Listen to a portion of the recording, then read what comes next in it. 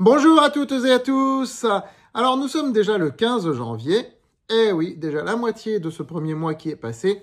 Et aujourd'hui, la leçon que je tire de l'observation du marché français, c'est qu'on est sur un marché beaucoup plus efficient que ce que nous avons connu depuis le mois de juillet dernier, c'est-à-dire depuis la dissolution, en gros, où le marché était complètement inefficient, il faisait n'importe quoi, le CAC 40 s'effondrait, alors il nous a fait un coup de déprime, un coup de dépression, le marché parisien.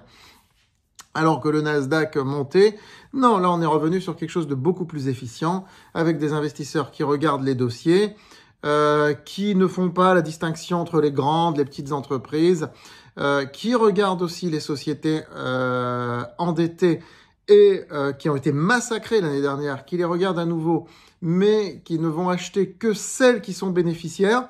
Donc ce qui est bien, ce qui est logique, ce qui est sain.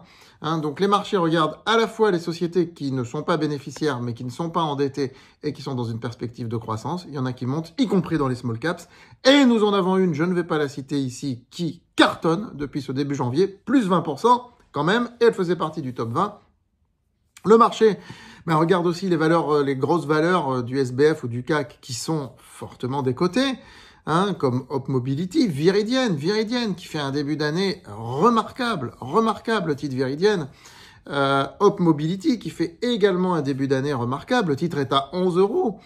Qui l'aurait cru encore il y a 3 mois de ça, lorsque le titre était complètement dans les limbes.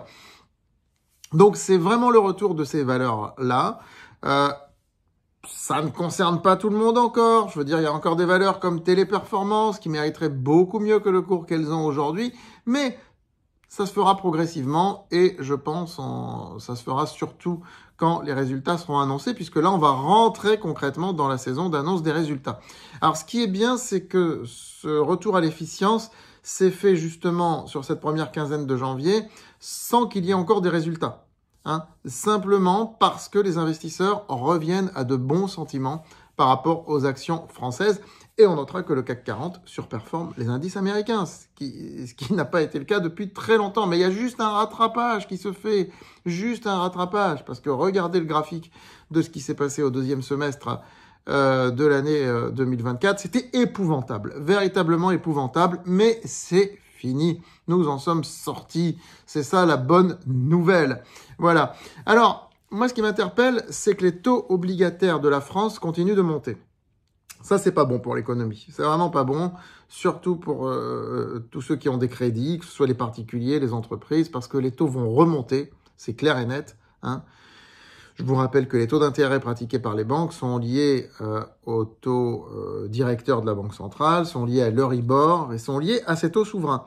Bon, les taux directeurs, on est dans une tendance de baisse. L'Euribor, il suit les taux directeurs, donc on est dans une tendance de baisse. Mais ces taux souverains sont en forte hausse. On dépasse les 3,5% sur l'OAT France 10 ans aujourd'hui. C'est-à-dire que la France emprunte à 3,5% sur 10 ans aujourd'hui, ce qui est beaucoup, ce qui est vraiment beaucoup. Il y a une analyse graphique sur France Bourse d'ailleurs.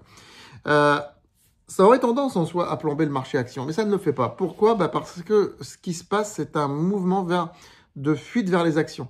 C'est-à-dire que les obligations souveraines de la France n'inspirent plus confiance aux investisseurs à cause des problèmes politiques que nous continuons de connaître, puisque maintenant, il y a un rebondissement chaque jour. Enfin bref, je ne vais pas commenter dans cette vidéo, mais voilà, on disait que le PS était rentré dans les clous, que ça redevenait un parti politiquement correct, et puis là, ils annoncent qu'ils vont censurer le gouvernement. Bref, voilà, tout ça, ça crée de la tension, ça fait remonter les taux d'intérêt. Et du coup, si les taux d'intérêt montent, ça veut dire que le cours des obligations, lui, il baisse. Donc, les investisseurs vendent des obligations françaises. Mais ceux qui veulent rester sur la France, ils vont où ? Ils vont vers les actions, parce que les entreprises, c'est beaucoup plus sûr finalement. Et qu'il y a pas mal d'entreprises qui vont profiter du mandat de Trump.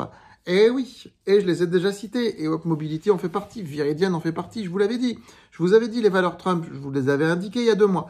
Voilà, on le voit, ça marche. Ça cartonne et on espère que ça continue. Je suis très content de ce début d'année. Notre portefeuille est à 3,2%, le portefeuille croissance, plus 3,2% de performance contre 1,3, 1,4 sur le CAC 40, ce qui est déjà bien.